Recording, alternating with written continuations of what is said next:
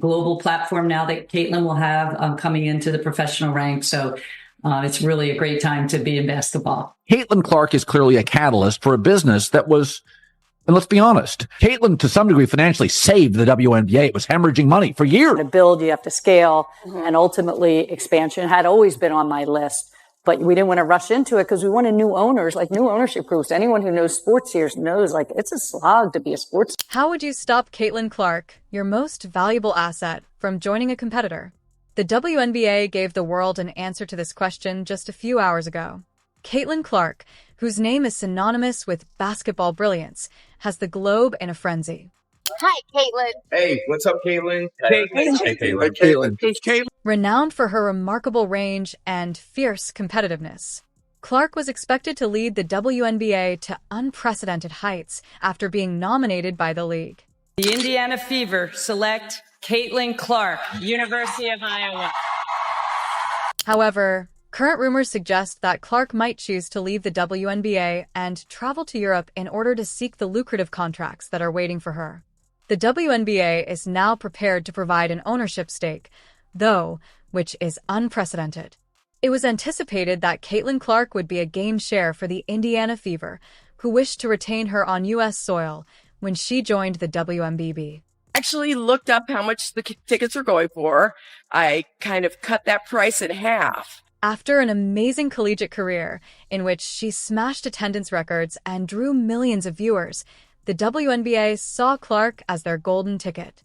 She became the most anticipated rookie in recent WNBA history due to her ability to draw huge fan audiences, improve TV viewing, and enhance attendance to levels never seen by the league before. After choosing Clark, the Indiana Fever, who struggled with attendance and performance, witnessed a sharp decline in their numbers. Fever are going to be over 200,000 higher than the next highest total attendance in league history. Clarkonomics, my friend. A lot of people believed she could transform the franchise entirely by herself. Therefore, her ability to draw followers during her undergraduate years wasn't only speculation. Clark's games were must-watch events during her debut season in the league, leading to some of the most watched games in women's basketball history and an almost fourfold increase in Indiana Fever attendance.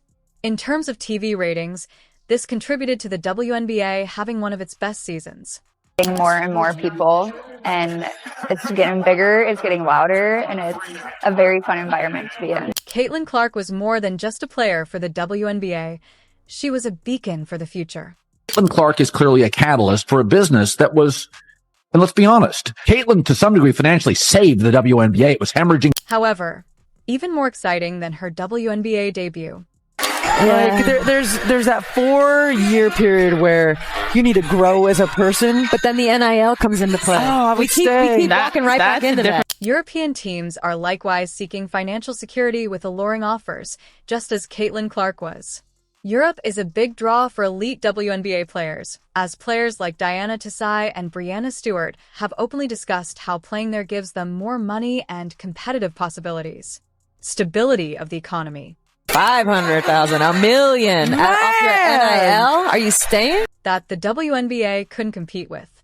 Clark began considering moving her abilities over the Atlantic when she recognized these opportunities due to the glaring pricing gap. By accepting contracts from European teams that are more than what the WNBA currently offers, players can boost their earning potential. Given the genuine ownership stake and the potential loss of Caitlin Clark to Europe, Europe offers her not only the chance to secure her financial future, but also the chance to compete on a global scale and make a respectable living with several top European teams that reportedly provide millions. Clark was forced to choose between moving to Europe and earning more money or playing in the WNBA at home for less money. Clark was given a stake in the Indiana Fever by the WNBA, which was a first for women's athletics. This bold action acknowledged Clark's importance to the league's eventual ownership.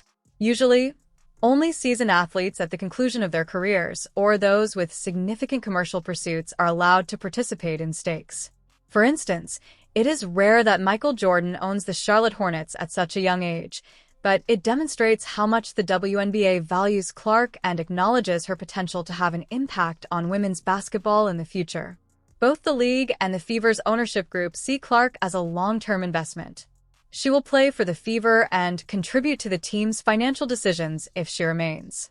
Over the past 5 years, sports clubs' long-term strategy and growth have resulted to a sharp rise in their value, driven by a rise in television rights deals, WNBA sponsorships, global fan connection, and sports' overall popularity.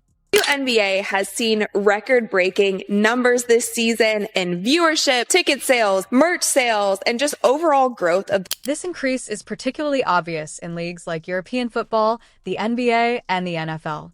NFL team valuations have risen by more than 40% over the last 5 years, while franchise values in MLB and NHL have also surged dramatically, as have other leagues like the WNBA. After this season's attention, the WNBA is quickly emerging as the league with the most room to grow.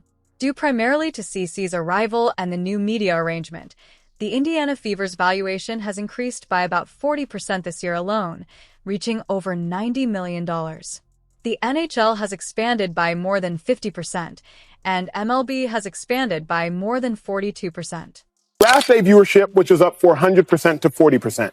Between ticket sales, which is up 93% to 16%. Between regular game viewership, which is up 180% to 20%. What Caitlin Clark has done is grown the WNBA exponentially. That's most likely only the beginning. She will be able to accumulate long-term riches and put herself in a position to become the first female basketball player to reach the $1 billion mark thanks to her ownership share. She would become the only female athlete to become the greatest of all time in her sport and to accumulate hundreds of millions of dollars in net worth, joining Impact Elite, which is only available to Serena Williams. Clark has always had interests outside basketball during her time in college. She discussed growing the sport and making an impact off the court. Nitpicking every single thing I do, and I know I want to help this franchise get even better, help my teammates get even better, be better for my teammates, and I know there's a lot of room for me to continue to. I wish the WNBA stakes were higher, but nobody offers me that in the Bice game. She has the chance to genuinely impact a team's management with this ownership stake, which might have an impact on not just the Fever, but the WNBA as a whole. They believe that Clark is a revolutionary who can raise the league above its current standing. Losing her to Europe would have cost the WNBA an opportunity to grow its fan base, which goes beyond just a blow to the Fever. Not following after Caitlin Clark's been eliminated, and they're not into the league because they're conditioned by the league and the acquire more lucrative sponsorship deals and broaden its global presence in a league with low TV viewership. Clark's presence might boost attendance in ways the WNBA has never experienced. Because of these significant players, Clark's long-term addition would further solidify the league's growth. Final WNBA playoff game, 2.5 million viewers. Appreciate you. And I think that what she has done for women's basketball, especially in this country, has been phenomenal. There is no woman, no matter how great you were as a player, Cheryl Sweet. Ownership in professional sports involves more than just financial gain. It's also about legacy players who gain ownership, power, and influence. Maintaining a talented player in the league is not the only goal of giving her an ownership stake. The goal is to safeguard the WNBA's future. The notion that a rookie like Caitlin Clark would be given such a prominent status symbol could be interpreted by Oza Wilson, who has dedicated herself to building her professional and personal brand within the league, as undermining the years of effort and commitment that more seasoned players like her have put in. Wilson and other WNBA veterans might possibly see this deal as evidence that the league is evolving and that younger players like Clark are receiving a lot of fanfare and media attention. People view players like Michael Jordan of the Charlotte Hornets as more than just sportsmen. They have the power to influence the franchise's future and may begin to receive preferential treatment in terms of opportunities and endorsements, which could lead to conflict in the rooms. Playing basketball right now is a miracle. Some of the fans that were unhappy with her one play, a defensive play, called for that same tumor for her. Veterans may feel undervalued or left behind if they believe their accomplishments are being overshadowed by the possibility of emerging stars, since Clark's offer would set a precedent that future generations of players could expect. With this kind of agreement, Clark would have a special place in the WNBA and be able to influence the Fever's economic decisions in addition to receiving long-term financial stability. For someone like Wilson, who has gained respect and reputation for years of hard work, witnessing a rookie get such opportunities could cause friction. It represents a shift in the league's value structure for its younger, marketable players in comparison to its more seasoned veterans, in addition to a financial disparity. Try and stay ahead of that, try and tamp it down or act as a league when two of your most visible players are involved, not personally, it would seem, but their fan bases are involved. The NBA's ultimate goal is to retain its most marketable players and Caitlin. The offer of an ownership stake represents Clark's growing fame, but players like A.A. Wilson can be jealous and irritated by this development. Not just one person. That's jealousy.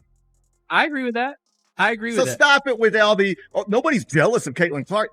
Angel Reese just showed you on. Since it draws attention to a change in the league structure wherein even seasoned champions may not receive the same opportunities as centered stars due to younger media. The league will most likely be impacted by this historic deal, and it may even spark disputes among the NBA's top players. Sutton, we're pretty close. This has been as close as it's been all second quarter long, 44. Caitlin Clark is now the center of attention. Will she accept the WNBA's historic invitation to become a co-owner of the Indiana Fever? Or will she travel to Europe to get more money up front, like many others have done before? There are a lot of really good fans, whether they've been fans for 20 plus years or whether they're new fans in our league. I think continuing to uplift this league. According to Clark, since women's basketball encompasses more than simply basketball, this ruling may change the sport's course. It has to do with the legacy she wants to leave. Clark would become the first player owner in WNBA history and a trailblazer if she stayed, but her departure would cast even more doubt on the league's capacity to hold on to its best players. Caitlin Clark is in charge of the WNBA's future, regardless. Will she take her abilities to Europe, or do you believe she will accept the ownership stake and stay in the WNBA? Kindly leave your thoughts in the space provided for comments below, and don't forget to hit the bell for more, like, and subscribe.